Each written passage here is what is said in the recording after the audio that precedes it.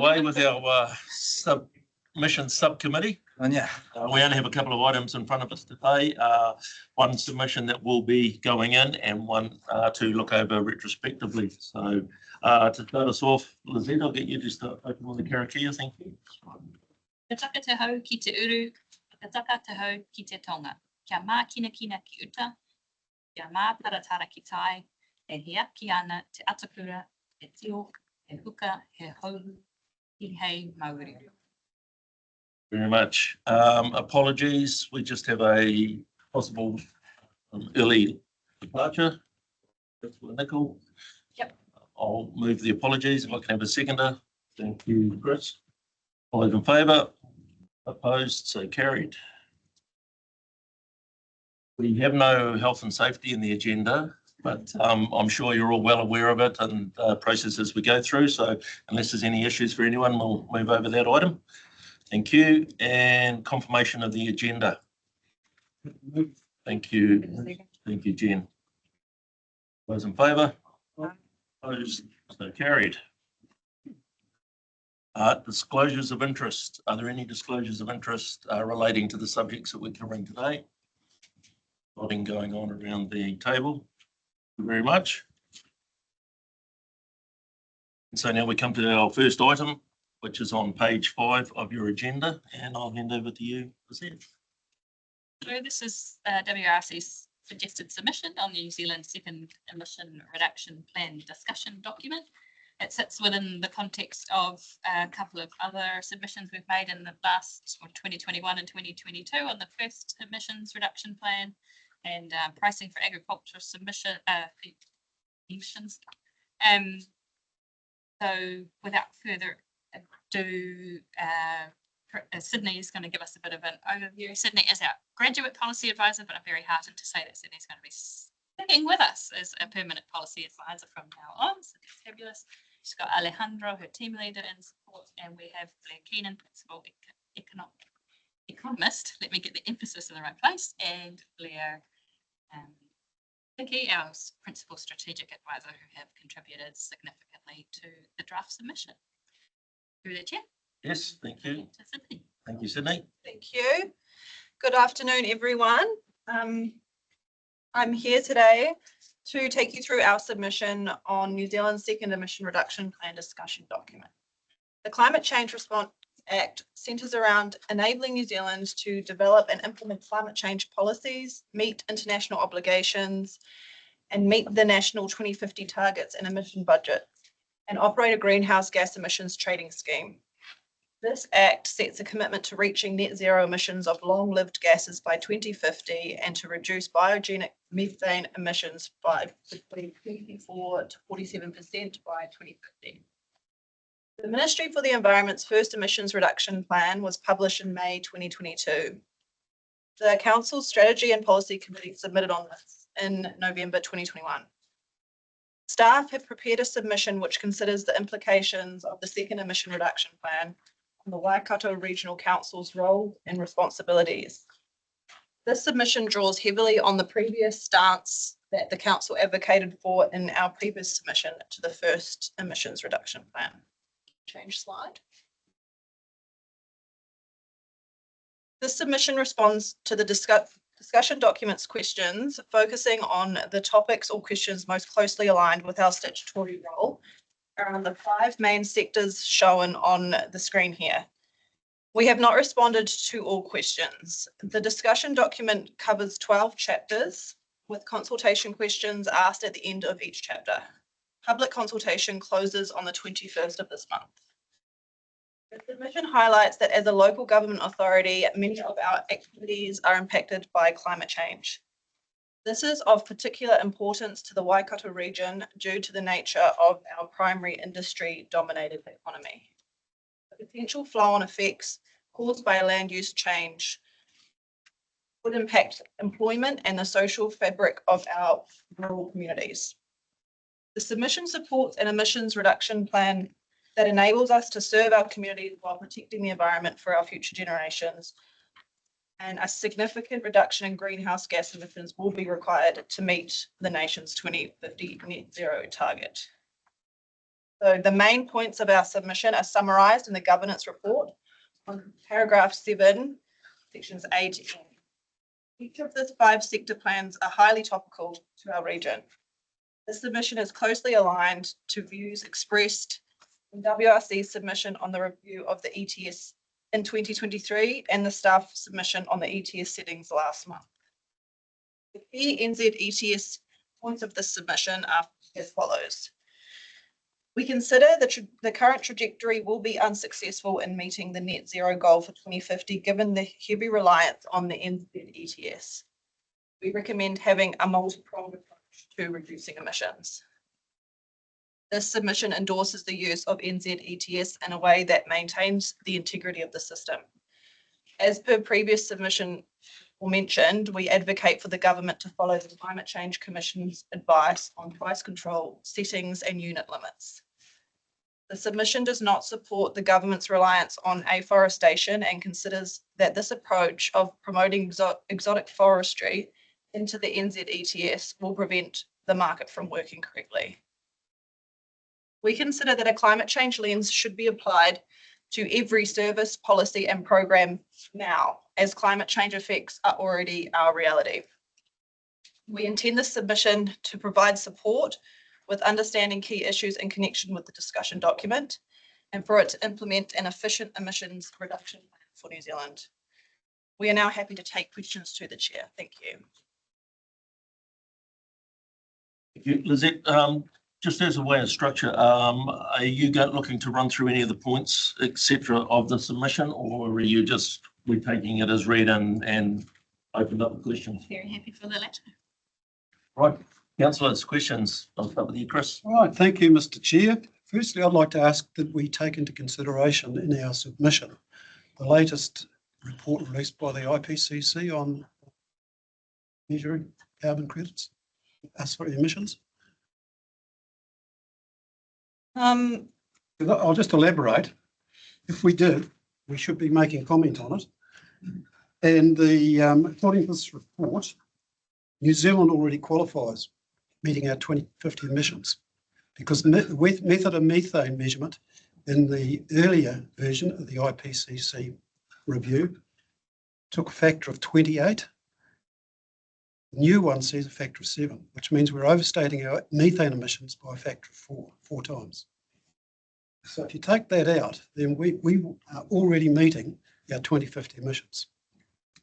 I'll leave it to our expert on the other side of the table to counter that. Okay, I will catch that.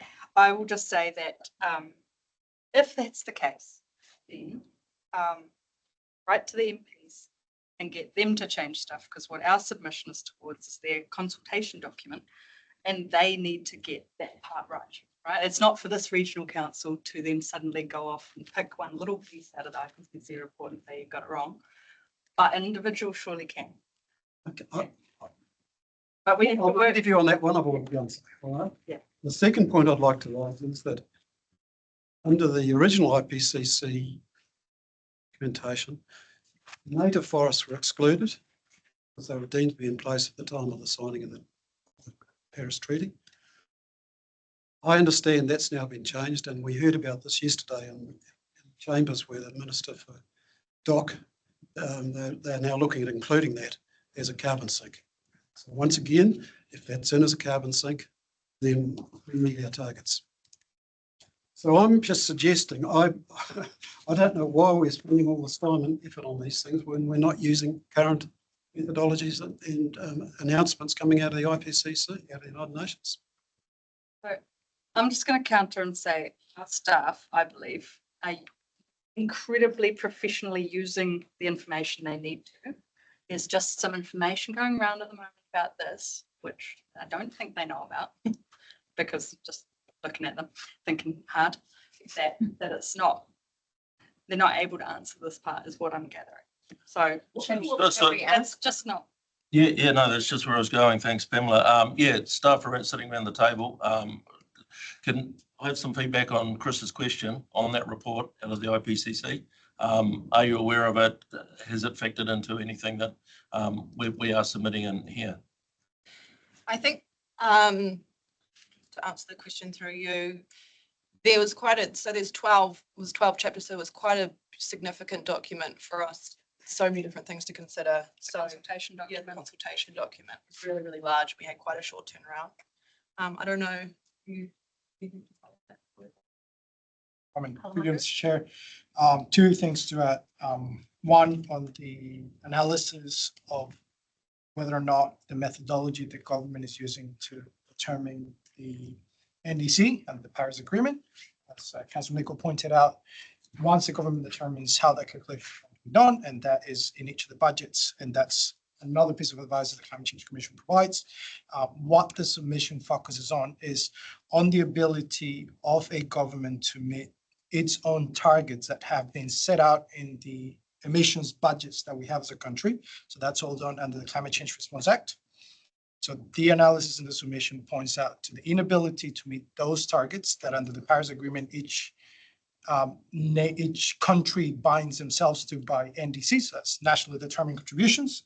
That is the analysis of the submission.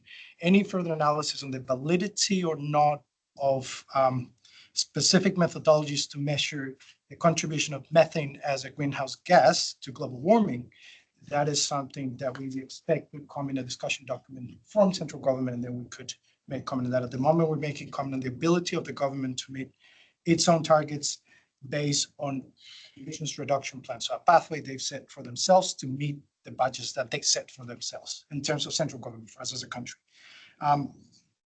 The second point is related to forest. So that again is the emissions trading scheme is the main tool the government uses in terms of mitigation of those carbon emissions. So it's to offset.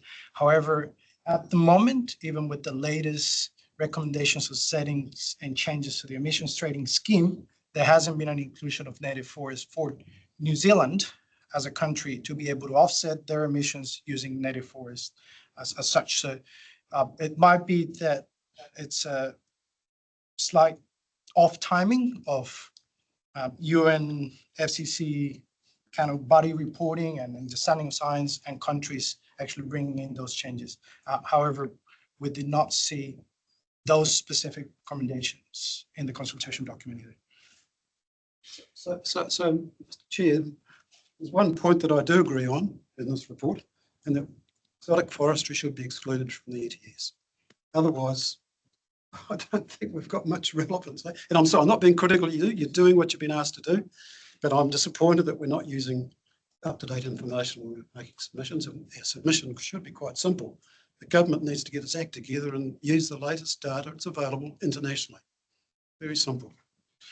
So I guess from our submission, I'd like to see something worded up around that, Lizette, if we can. In fact, our concerns that have been raised around this table on using the most up-to-date information in their work going forward. And a note that we are making our submission on what's been presented to us in their consultation document. But I think some strong words need to go in around what other points Chris has raised. May I suggest that it goes in the front part of the Yeah, document? yes, yeah. Okay, On if it's those. textual and. And just to add a bit more context, so yeah, and whereas when will the analysis occur to verify, because actually we have some counterpoints of view coming from experts around the world, and we want our government to come up with an analysis to demonstrate why they took a particular view. That's the point. That's what their role is. They're meant to have that discussion. So I'm not convinced that they've got it right yet. Well, I'm only telling you what the IPCC have said, Bruce. I'm not, they're the experts as far as I'm concerned. And in terms of native forests, yeah, I wish they would, but they haven't yet. Well, it protects the native forests too. Yeah. Don't cut them down. Yeah.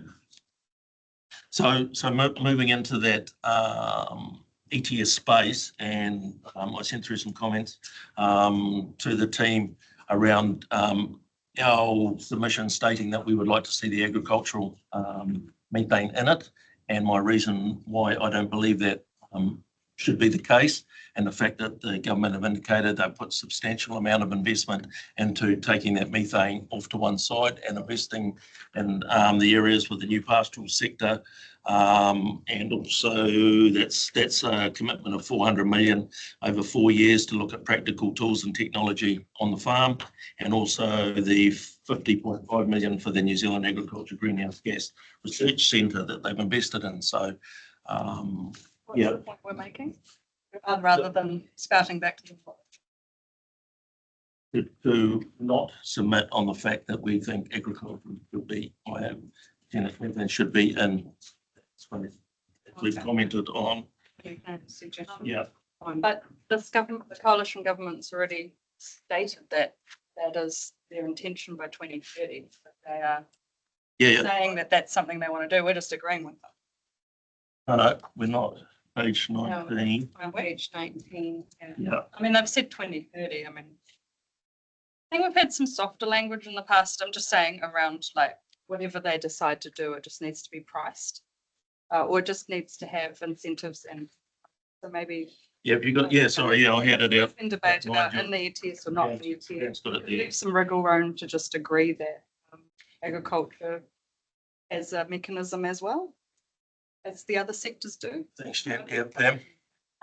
Just wanting to endorse what you're proposing, Mr. Chair, and just specifically on page 19, I would suggest we remove that paragraph. It's further. I'm happy to include we endorse the government to reduce surplus supply. So that paragraph I will move in. The next paragraph I will remove, which is the moreover, we consider there's a strong argument for including agricultural emissions in the ETS. And I would remove that last paragraph in that section as well. Sorry, Which page was it on? 19. page 19 and 20. Is it 0.3.1? 3.1. Yeah, yeah. So happy with most of the content of that, just those specific paragraphs that I would. Yeah, and that's what I was looking at too. Thanks. I thought there was a bit much repetition in the 3.1. Happy to make it a bit more concise. It wasn't on there. But I didn't catch all of that. But the paragraph starting further. Paragraph starting further, I'd suggest we remove that one. The paragraph that starts moreover, and the paragraph that starts, we understand. Those I would remove. I would include, or I would have that, we encourage government to reduce the surplus supply to remain. Yeah. Emphasises something that was raised by the Commissioner for the Environment as well.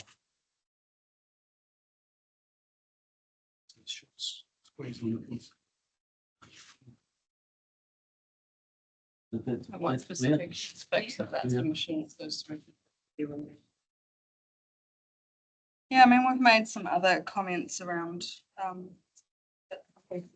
I think for me, it was mainly just making sure that there is a, that it's not an outlier, it's completely excluded from other. And that's, I don't use the word and project, but just making sure it's not. that's clear in their consultation document. Yeah, cool, thanks. This is just a lot. Yeah, no, yeah, please carry on, Pam. Yeah. Just on page, what is this, page 28? This is, sorry, I'm moving. Chapter 8. The processing. Are we happy to move forward on the? Yes, yeah, no, We're no, just jumping around. happy to bounce around a little bit. I just, the underline, but WRC cautions against the unintended negative consequences associated with widespread exotic exploitation. Question is caution strong enough? Because I think that, from my point of view, we have significant concerns.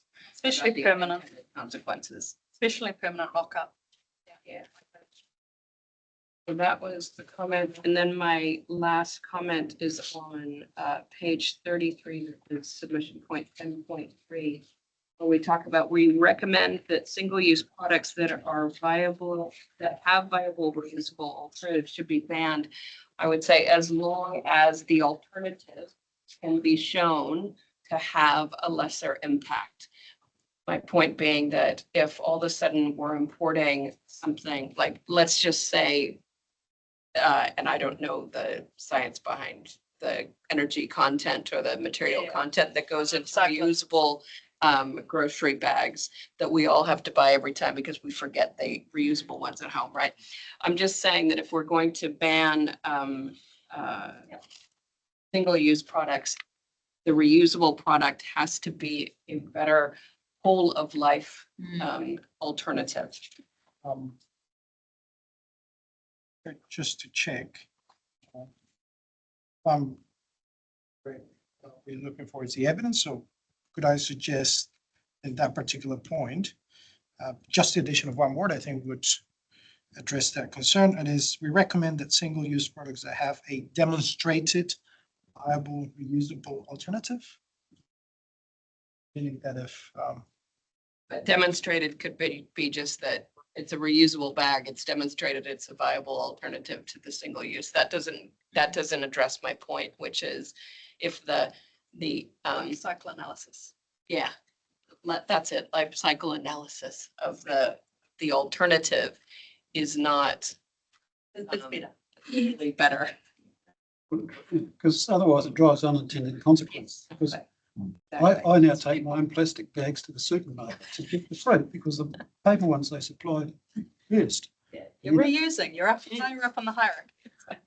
I reuse plastic. Yeah, So, yeah. Where'd you get the plastic in the first place? He's kept it since they were banned. He had contraband.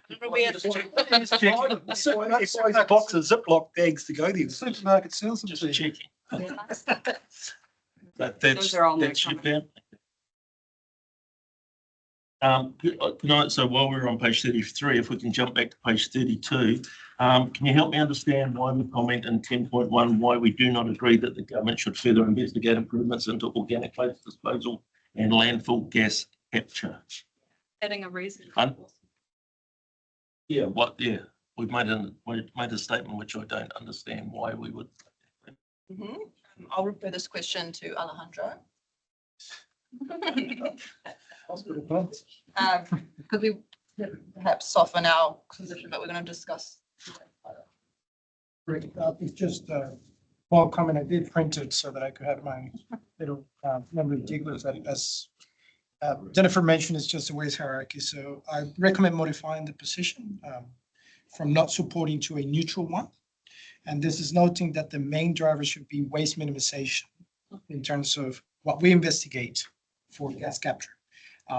This could be a way in which we produce an interim solution, so a bridging solution. The main thing is if the waste hierarchy is properly applied, there will be very little space for methane capture because essentially you're separating the waste streams. Therefore, you're depriving that landfill from its ability to breathe out methane, right? If we're not careful with the way we word, say, our encouragement for the government to do something, we might go down a path where we encourage the feed to go into the landfill because we're essentially relying on that feedstock to be there to produce that methane.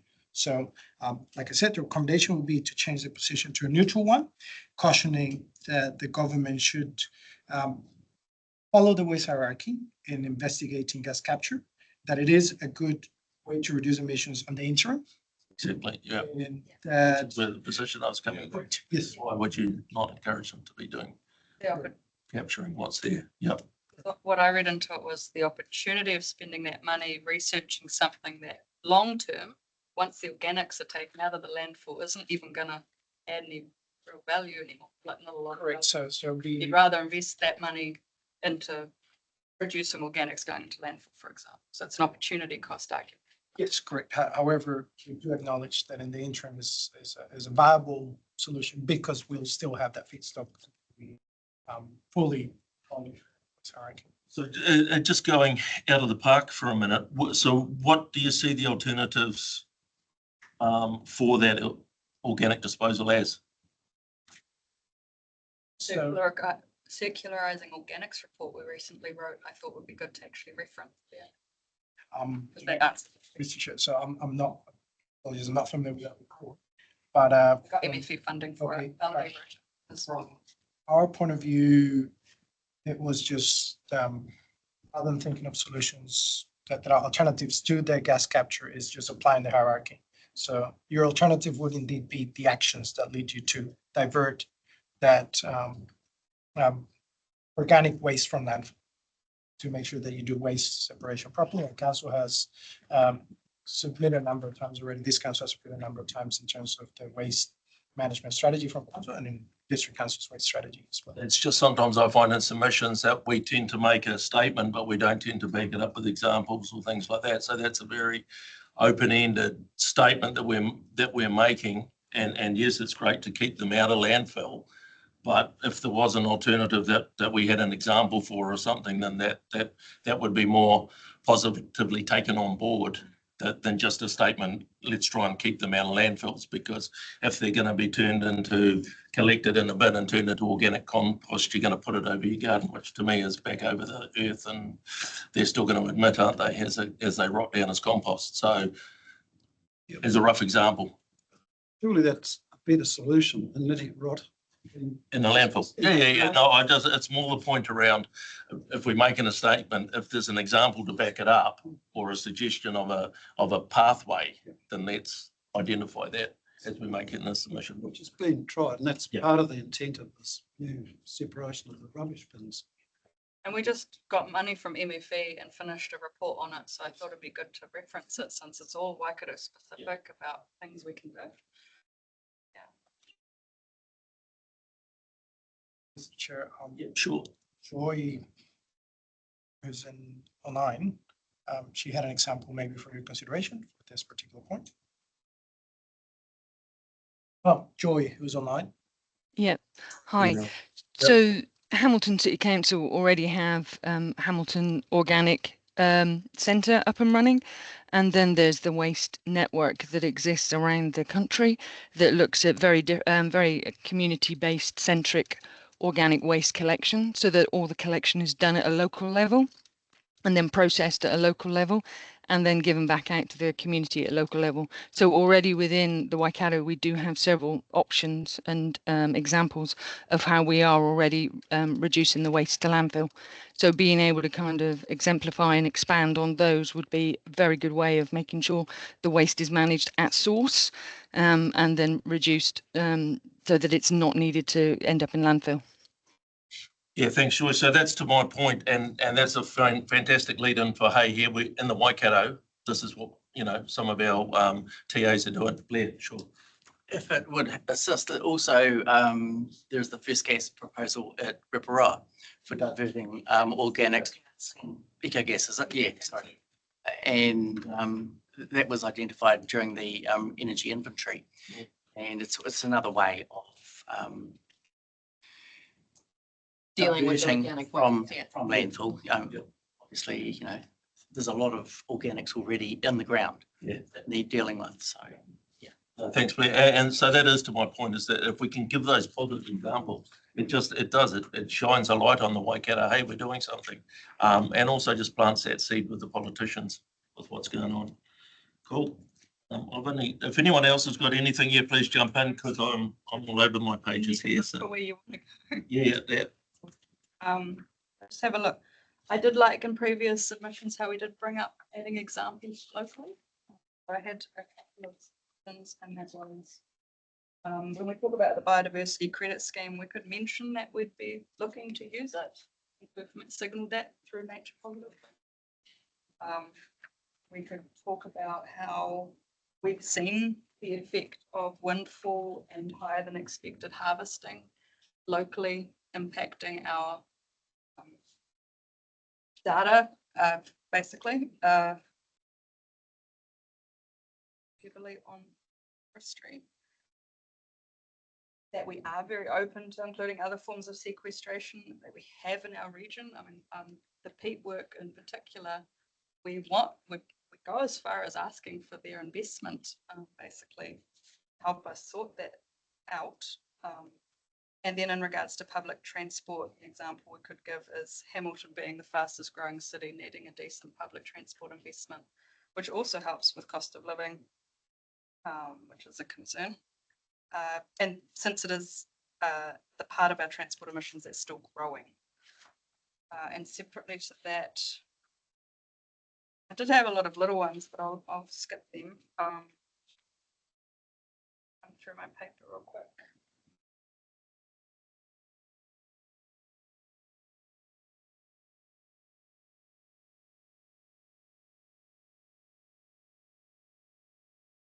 Yes,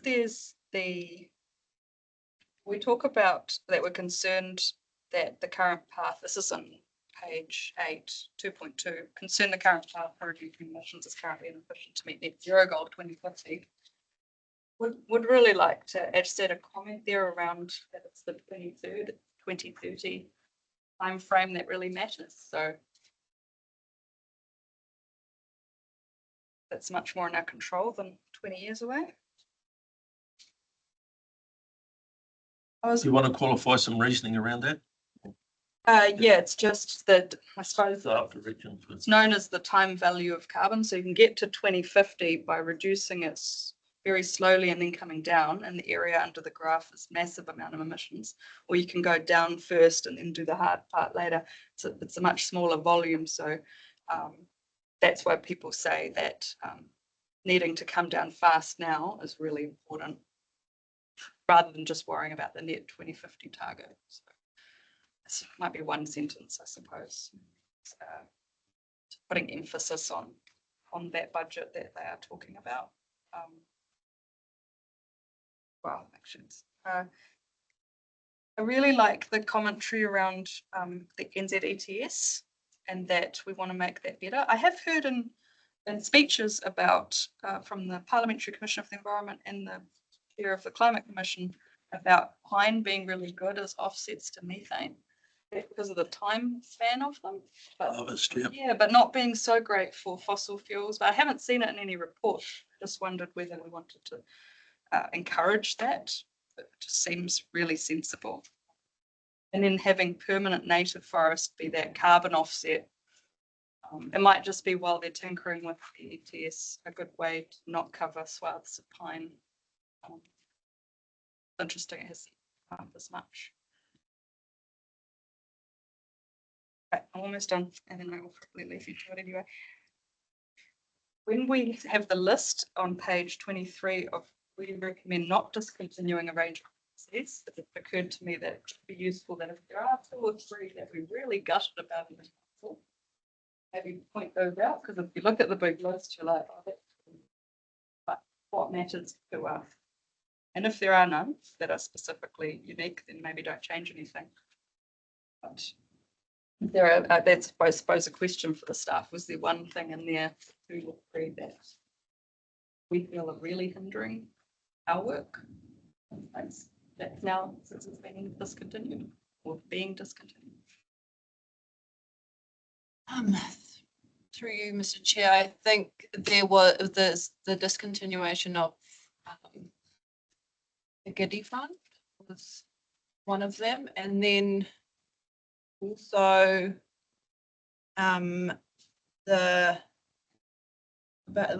was one in particular around local government. Yeah, that was support regions and industries to manage the transition. Yeah, continue that policy would be of particular relevance to us. Did you think there should be a scaling of those policies? That's what I thought initially, but maybe we could just add one sentence to say that one about supporting regions and industry to manage would be helpful to keep, if that is indeed other stuff. I think we're running a risk because all we're doing is challenging the government policy. And I just can't see the point because they're not going to change. They've already made all these decisions, right? So I agree. History. I agree. It's history. Let it go. I was just thinking it's always hard looking at a long bullet pointed list. So, we're not going to reverse their policy decisions. I think that in my head as well. Okay. Well, I might. I think that's it, guys. Sorry, one more. Yeah, I'll leave you guys to it. I do have to run. Thank you. Just for me, page 27, 7.1. What are the 3 main barriers? One of the key barriers, I think, is misinformation. You know, farmers want clarity, that sort of thing. We spoke earlier, Chris raised it about various factors sitting out there and that sort of thing, and lots of different scientific and media reports and stuff like that. So I just think we should highlight that fact that misinformation is out there, and if the government can give us a clear working information, then it's just so much easier to look at and interpret.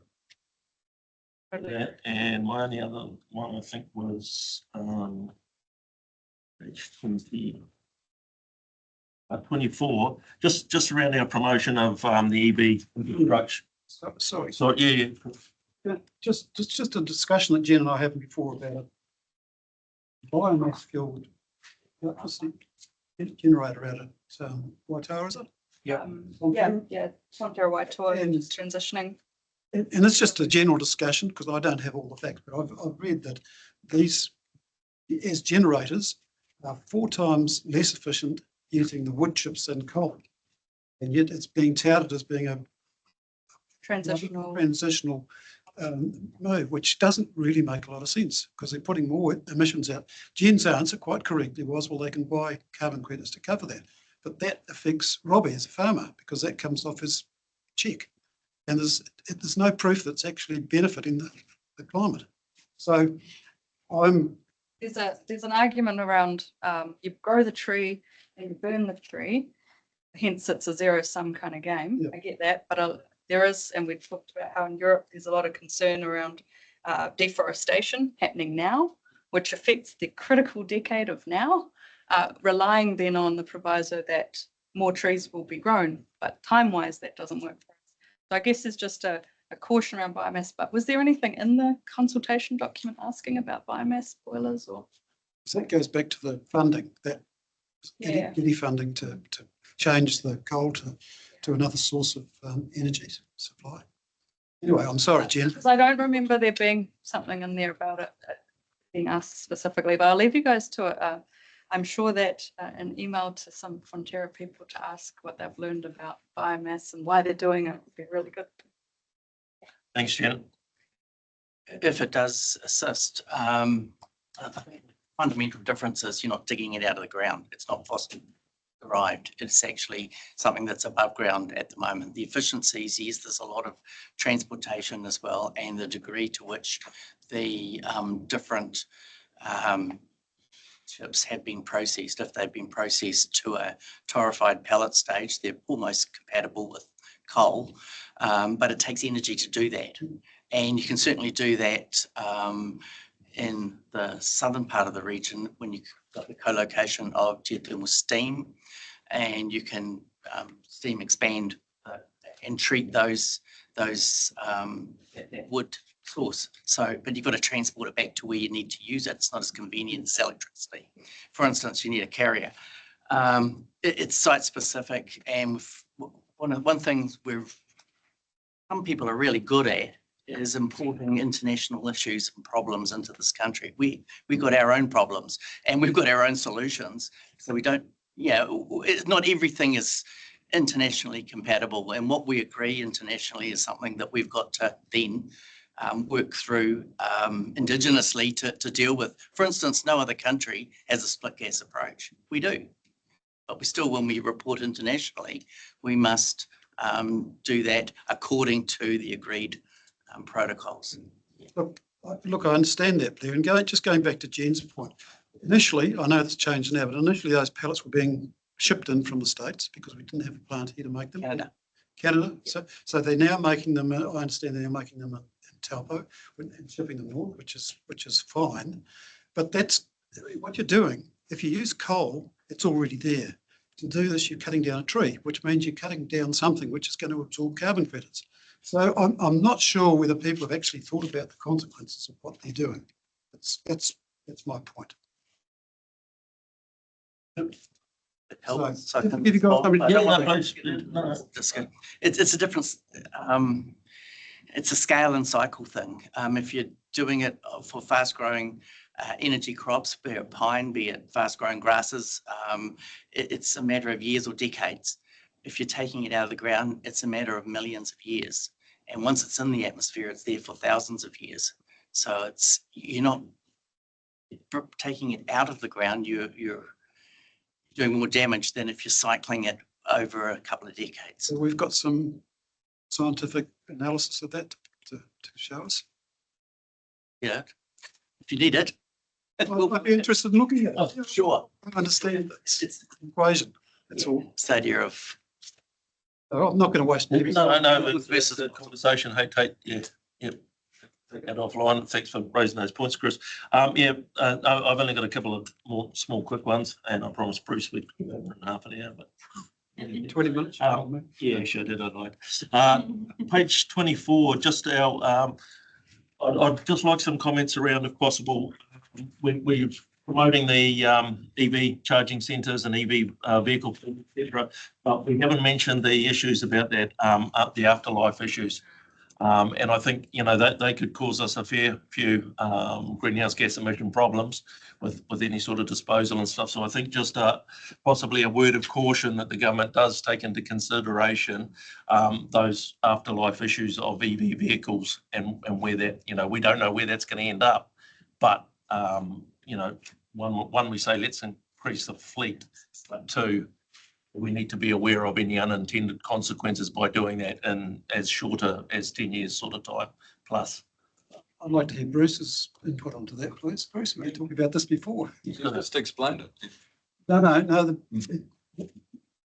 Warren's talking about the after death. What do you do with the batteries in that Oh, after? well, you mean the full life cycle analysis of producing it? Absolutely.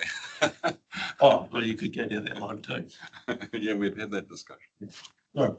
Just also in line with that, wondering if, considering that we now know that we're importing coal again Yes. to keep Huntley burning, Yeah. that is, if we're going to continue to encourage and incentivize EV, that we need to ensure we're addressing the energy supply and transmission network issues as well. Just need that nuclear plant, Pam, and then we'll be all set up.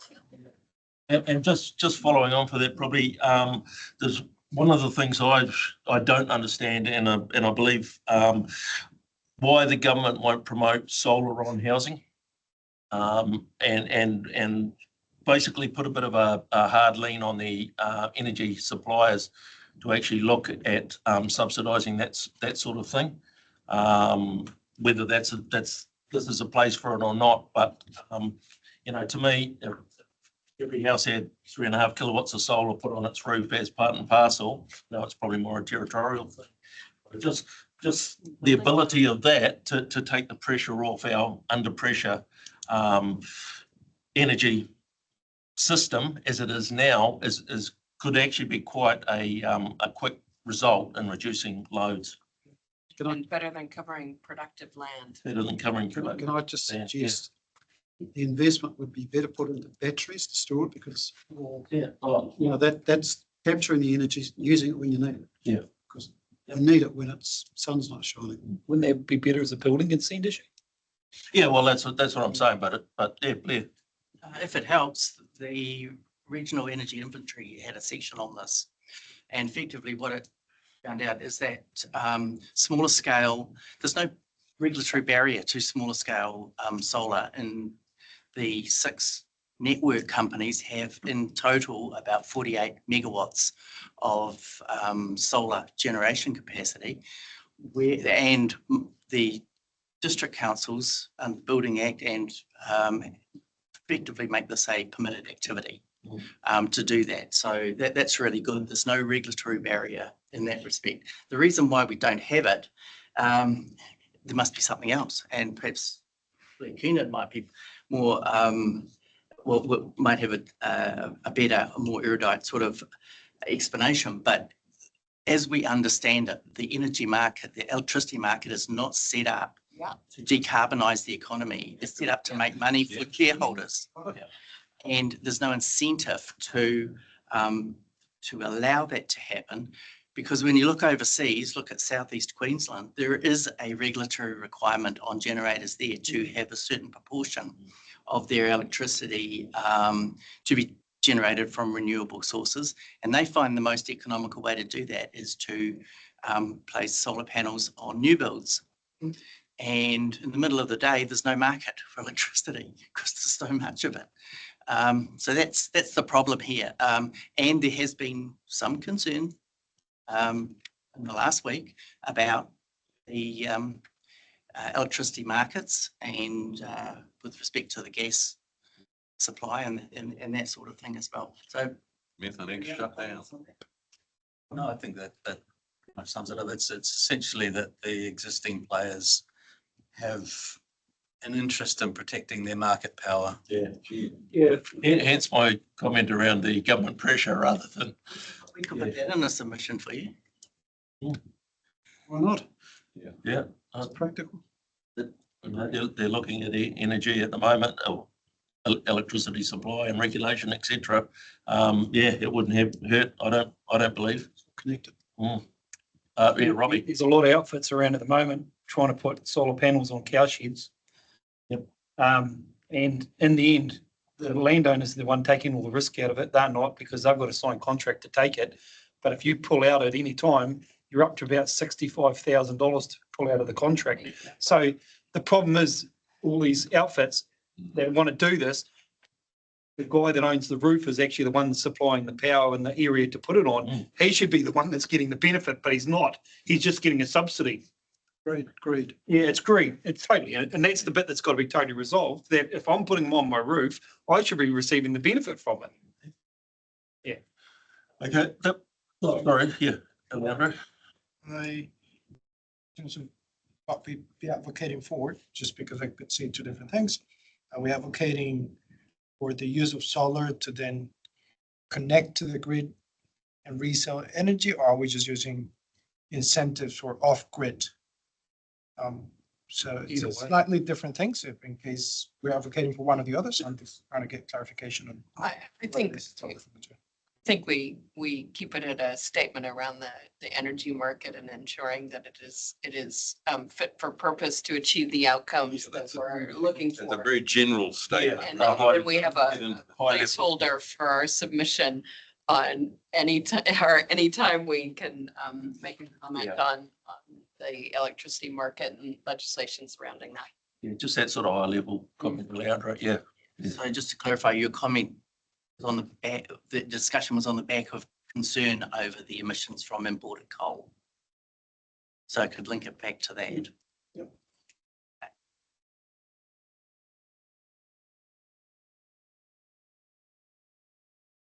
So that's pretty much the points I had. Is there anything else from any other councillors on anything? Okay. Just yep. Yeah. Just check. So Tracy's around because I know it is. Oh, okay. So it is. Yep. So it was just so we have the motion up there on the board. That the comments that have been picked up today will come back across mine and Tracy's desk, and then that submission will go in. So we, Councillor Story have moved, seconded. Sorry. So you've just got delegates, Councillor Moore, you don't reference. And the directive science. And Director of Science Apology in brackets there. You've got a weird bracket there. Committee. Oh. Chair. And at the end, it should just have a close bracket around committee chair. Yeah. And the director. Yeah. Yep. Yeah. Seconder. Second. No, yeah, thanks. All those in favour? Aye. Against? So carried. Thank you very much. We'll move on to the second mission that we're looking at retrospectively. That is on page 160.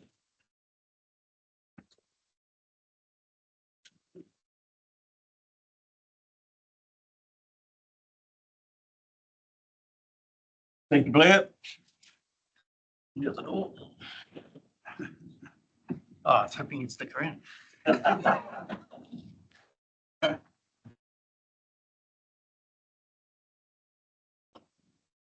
I don't have any overhead slides for this one. As the governance report states, the timing of it wasn't conducive to being considered by this committee or the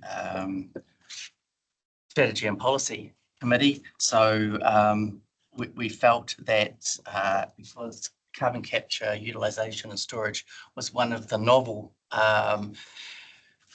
mechanisms that the emissions reduction plan number 2 depends on.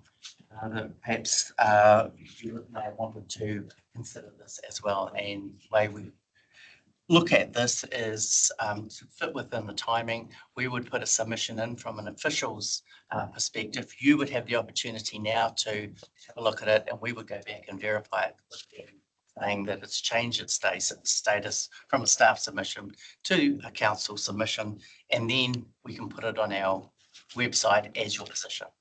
That's the purpose of doing it like this. It's very high level. And so basically what we're looking at is, and I think the point's been made in the previous submission, that we're not going to get a single fit to address climate change. It's we need not a silver bullet, but a silver buckshot, as been mentioned. And this is just one of the pallets that we're going to need. And so it's really, the government is asking, what's our thoughts on it? And should it be included in the emissions trading scheme? Now, if we're looking at it as an offset mechanism, there are things that the government is, I think, rather focused on using CCUS for industrial capture of industrial emissions, compressing it and putting it, for instance, back down into oil and gas reservoirs. We've got pipes that go south to Taranaki. This is one of the options that they're looking at. Gas, when it's mined and it has been used, has stayed underground for millions of years. Okay, we've put various wells through it over time, but it's pretty much a technology that is being considered for sequestering CO2, and it's only about CO2. It's not methane, biogenic methane. So it's only addressing that, the carbon dioxide element of things.